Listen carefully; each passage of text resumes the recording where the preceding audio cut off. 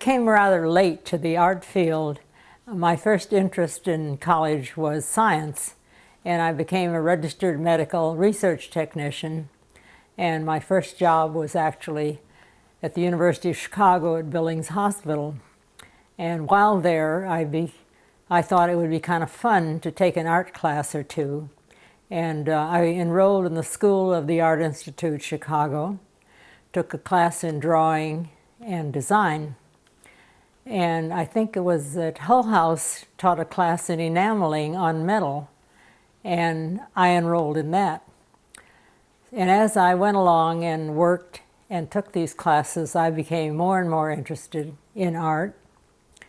And the School of the Art Institute has a summer painting program in Saugatuck, Michigan. And I enrolled in that. It was a 2-week program. And while there, I saw a class in jewelry making and enrolled in that. It was taught by Bob von Neumann, who was at that time a teacher at the University of Illinois in Urbana. And he was probably 25 years old and wasn't too interested in teaching a whole week a class when Lake Mendoza, or whatever lake that was outside the door, and you had to kind of catch him to ask him questions and so on. But it was the beginning, and he taught me how to saw and how to lay out metal and to solder. And it was the absolute beginning.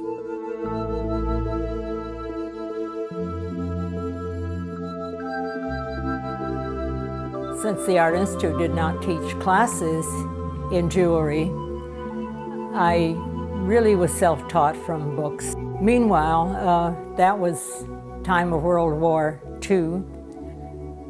The research job that I had was on a secret project at the University of Chicago, which I even today don't want to talk about, but it was interesting, and during that time I met the man who later became my husband.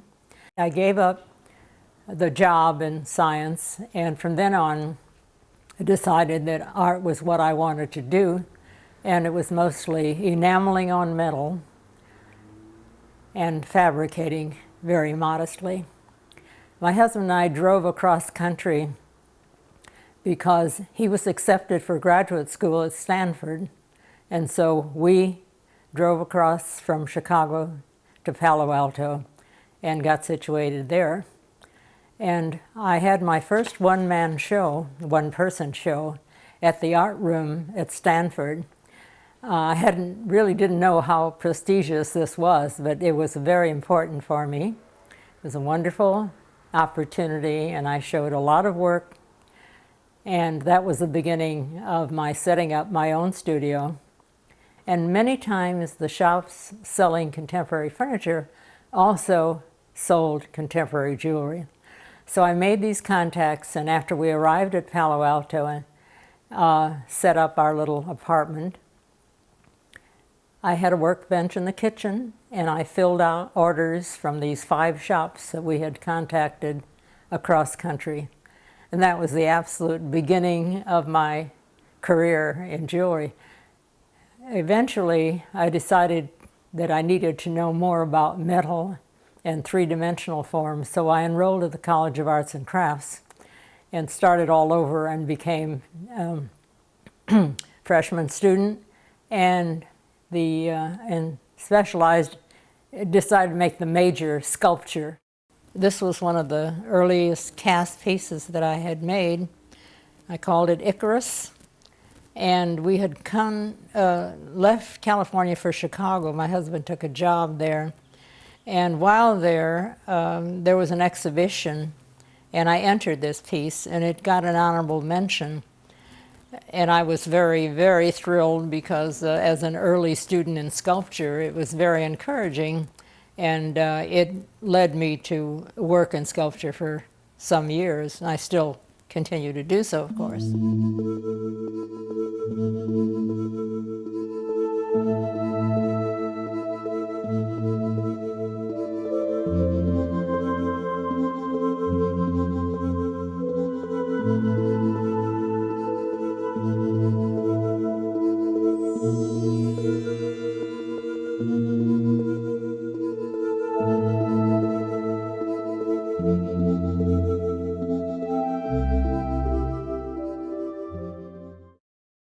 After working in my studio and doing a lot of engagement, wedding rings, things of that sort, I really wanted to know more about metal and decided that I would like to teach at the college level.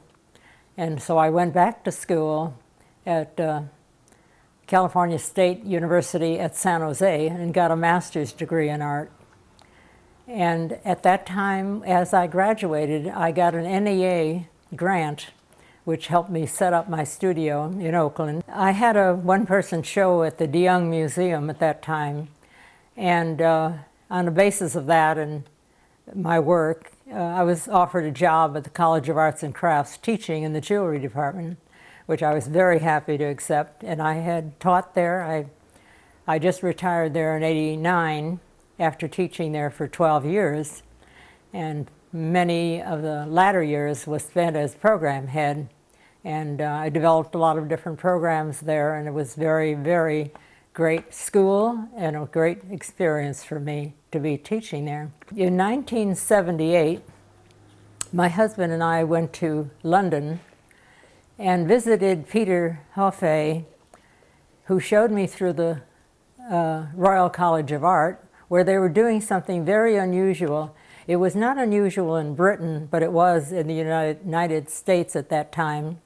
They were taking refractory metals and anodizing them and creating very beautiful, rich colors, which they used for jewelry in British jewelry industries. The refractory metals are probably new to a lot of people.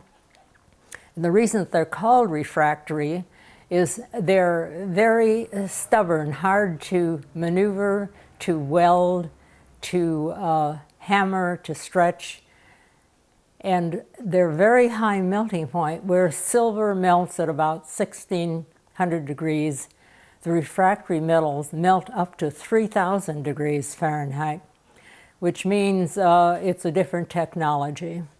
And also where you can solder silver or gold or even platinum, you cannot solder the refractory metals, which are titanium, tantalum, and niobium, because as you heat them, they develop an oxide layer which resists the soldering.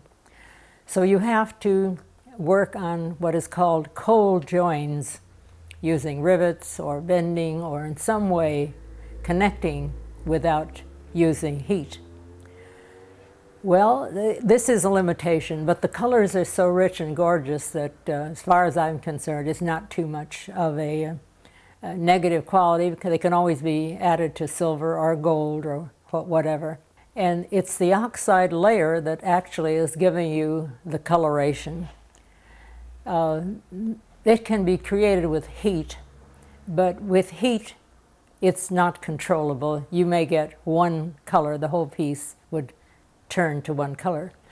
So what we do in jewelry is to create an electrochemical situation.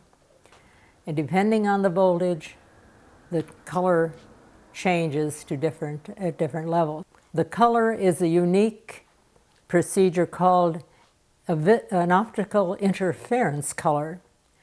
I'm sure many of you have seen soap bubbles or oil slick or butterfly wings. Those are all examples of optical interference colors. The voltage in the equipment ranges from about 5 volts up to about 85 or 90 volts in voltage.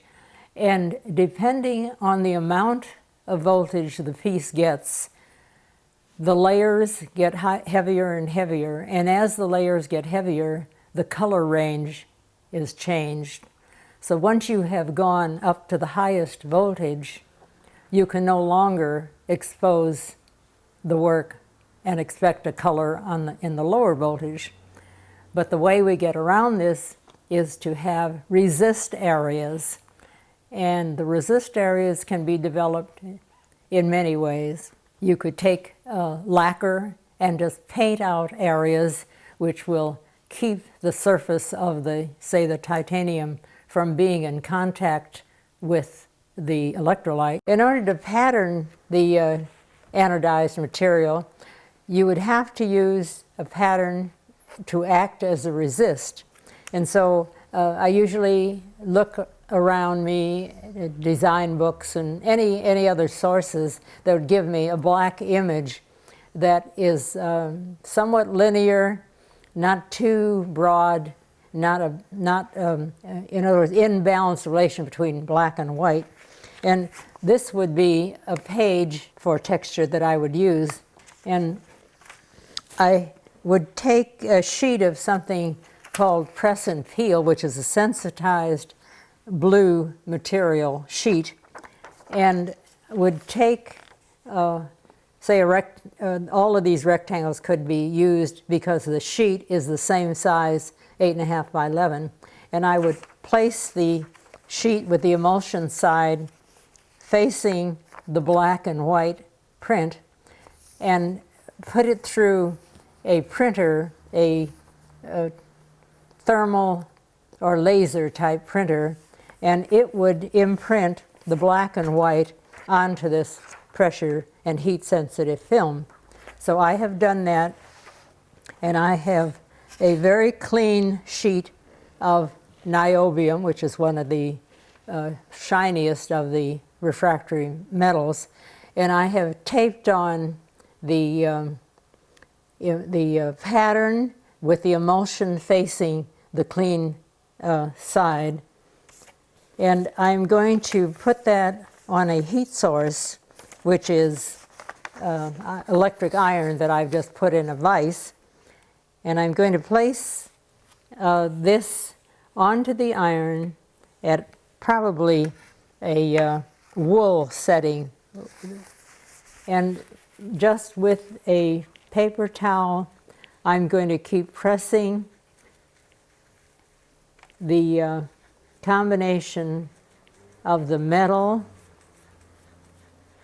the transparent sheet, the blue sheet, which is the resist, and I will keep doing that until there is a transferring from the pressure sheet, it's called P&P, onto the metal. And as I rub it, the black will transfer to the metal, and the black of the pattern is what's going to serve as a resist onto my niobium.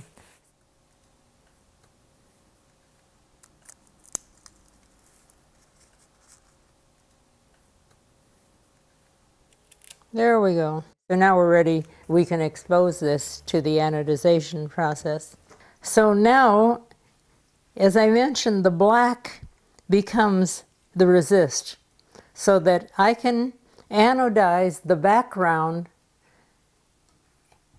at a high voltage, because when I remove the resist, I would have to expose what is open now at a much lower voltage, because if I expose it at a higher voltage, it all would become the same color.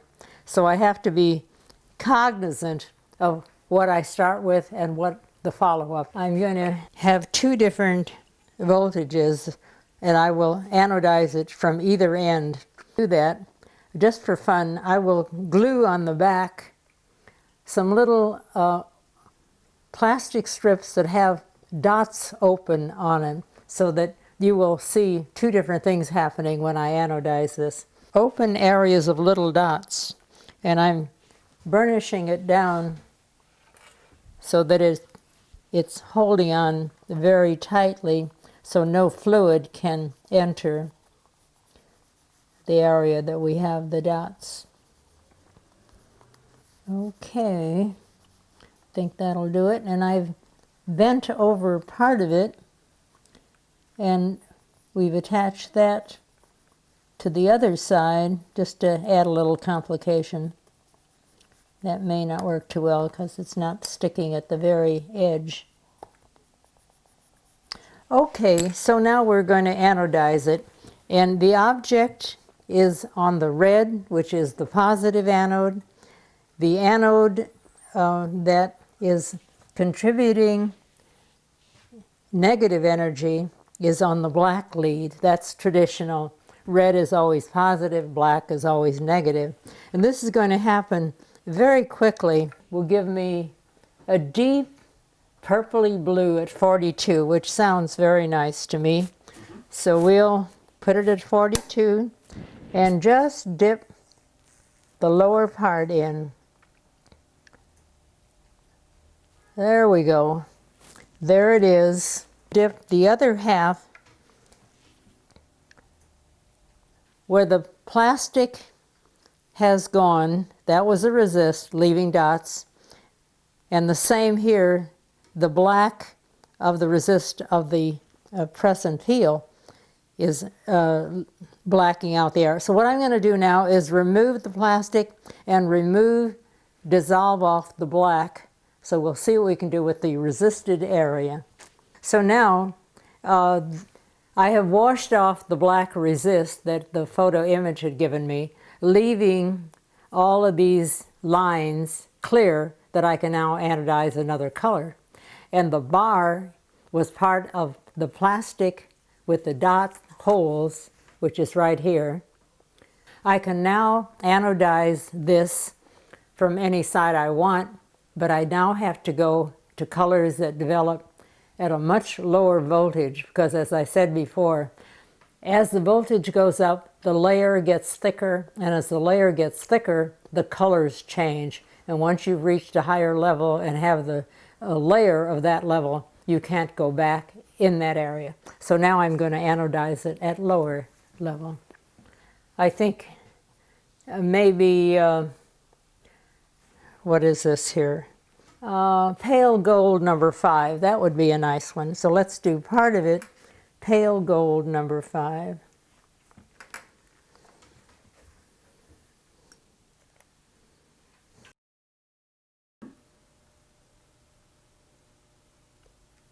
So there you are, pale gold on this side, and it has changed the linear pattern on this side also.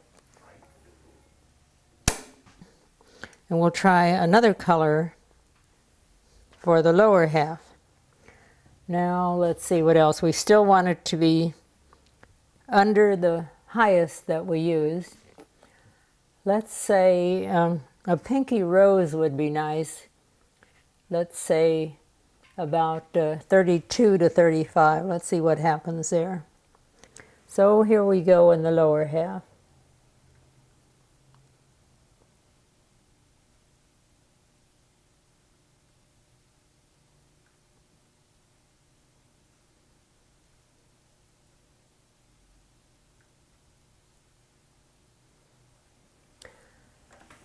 It's interesting, but I think a little higher would make it a little pinker, and that's what I'd like.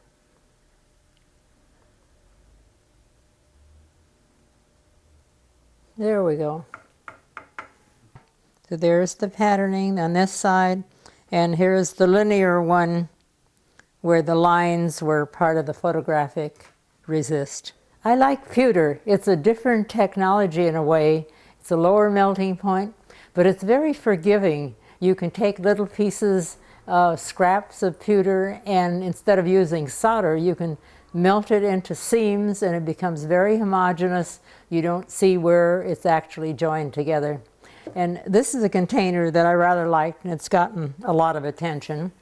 Very odd shape, and I have textured the surface of it. And I just would like to show you how I went about it. So I'd like to do another one similar to it. I took a drawing of the areas and the angles, and this is the sheet of the different directions that this piece took. And I took a piece of 15 gauge pewter, and I marked out the angles, the areas, the angles which will have to be bent to make this shape. And so eventually I will mark these angles on the other side, we'll groove them and bend up this sheet until I arrive at this form. I call this angles and patterns. Not only is the texture interesting, but I think the angles are quite unique. This is a ceremonial cup that I made for a show in San Francisco. And it has many different techniques involved, so it might be interesting to talk about it. The bowl part was actually electroformed, in other words, made as a wax model, made conductive, and put in the copper electroforming bath, and built up for several days until it was thick enough, created this very interesting granular edge because of the way electroforming develops. Then I silver plated it and then gold leafed it. Part of this unit is fabricated sterling silver. Part of it is this blue anodized tubing, which is added on, and the silver areas were all fabricated to make to match them all. This lower area was again made in wax, in texture, made conductive, made in copper with the electroforming bath until it was built up thick enough. Then the wax was melted out, and in this case, jewels were added on, and the electroforming created the bezel in the bath. So again, part fabricated, part electroformed, and part anodized titanium. A little bit of everything. I really like to talk about this hanging. It's called California Rain. It's a triptych. And it's the only thing I've ever done in what you really call a pictorial fashion. I've done some candle holders that are created, but not like this. I mean, this really had a subject matter, and I sandblasted part of the area in order to have duller and brighter colorations, which is one way of getting it. And to me, it's a very subtle hanging, and I thought it had a great direction for me to go, but it's been many years since I've done it, and I've never done another piece. But I must say I'm very fond of it, and I'm very glad to have it included in this little talk. This butterfly pendant is made of both titanium, which is a little softer, muted, and the niobium, which is much brighter. And then the rectangle is dichroic glass, which seems to have all of the colors of the refractory metals. And these two green stones are chrysoprase. It's probably one of the few naturalistic things I've ever done, but I am very fond of butterflies, and this is one of two necklaces that I did using the niobium. This is my serpentine necklace. I was in the flea market about a year ago, and I bought a snake skin. Now, I have no idea at the time of what I would use a snake skin for, but I had the thought that I would use the texture because a rattlesnake has a very distinctive texture skin. So I made a mold of it, and after making the mold, I poured wax into it, and I wound up with a rectangle of wax which had a snake skin texture. So I put that in my copper forming bath, and I grew this rectangle which had the snake skin pattern on 3 sides, and then for some reason, which I have no idea the reason for it, nor how, nor could I ever duplicate it, these spurs grew in the electroforming bath. And they are so dramatic and gorgeous that I felt I had to use this. So I gold-plated it and became part of the structure of the necklace.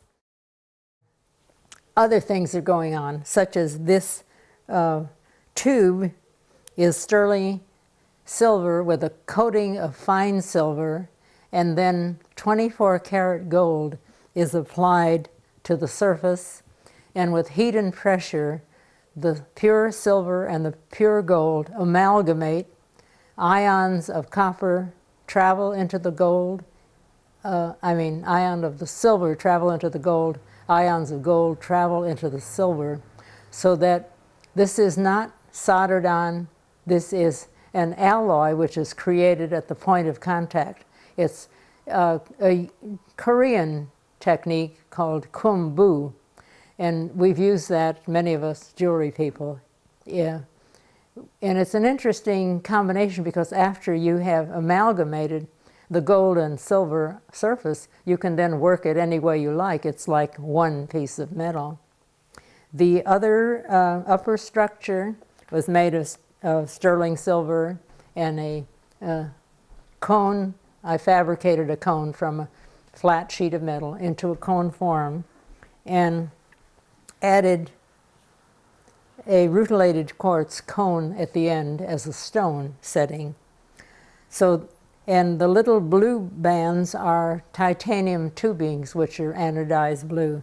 So there's a lot going on in this necklace, and there's a lot of history. I'm glad you asked me about these procedures because none of it is obvious. In 1986, I was commissioned by St. Francis de Sales Cathedral of Oakland to create a repository for holy oils, and I did. It was bronze and titanium, 6 feet tall by 4 foot by 2 feet. And since that time, I've done a number of liturgical commissions, and the one that you see here is an exterior cross for Christ the King in Las Vegas.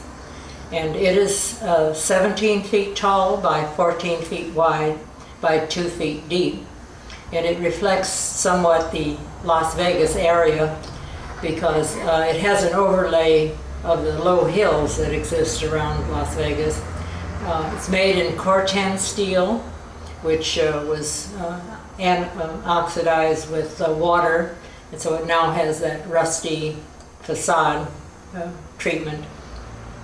I've done half a dozen, incidentally in the same church, I did a processional cross, and I did an inlay of strips of anodized titanium in the church furniture, which got an award from the Bene Liturgical Society. I've exhibited in many countries, the Philippines, in Britain, in Japan at an invited international exhibition, which was really very interesting because I went to Japan to be there for the opening and then was invited back for another exhibition, which was very nice. In addition, I've had many honors which I've treasured. One is being designated California Living Treasure in 1985 by the Creative Arts League of Sacramento. I've taught at the College of Arts and Crafts, currently called California College of Arts, of the Arts. I'm laughing because craftsmen are not very happy about the change of name. I retired from the California College of Arts and Crafts in 1989, and they designated a scholarship in my name for which I'm really honored. It is the Florence Resnikoff Emerita Scholarship, and a scholarship has been awarded the last 3 years, and that is really a great honor. I'm really very, very pleased that they've done this.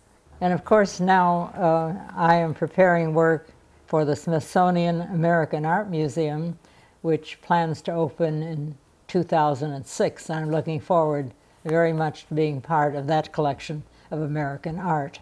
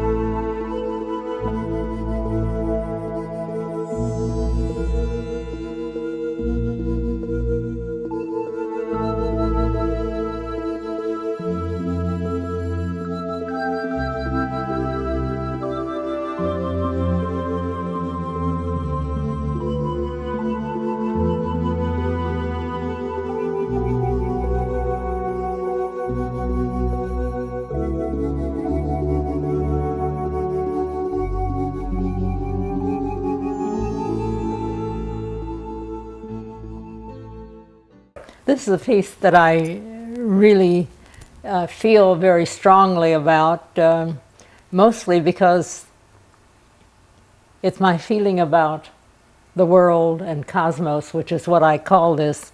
This is the human being in the cosmos, and the human being is suffering. Those are drops of blood dropping down. It's cast bronze piece with elements of gold leafing on the figure. It's on a steel fabricated structure base, and the three elements are the three human beings, one with his arm raised up sort of in triumph, and one as is, just assuming and accepting everything that the world is offering. Perhaps I'm not as pessimistic about the world as I was when I made this, but on the other hand, maybe I am. It's a piece that I have exhibited in a museum, but basically I like to have it around in my apartment because I look at it all the time.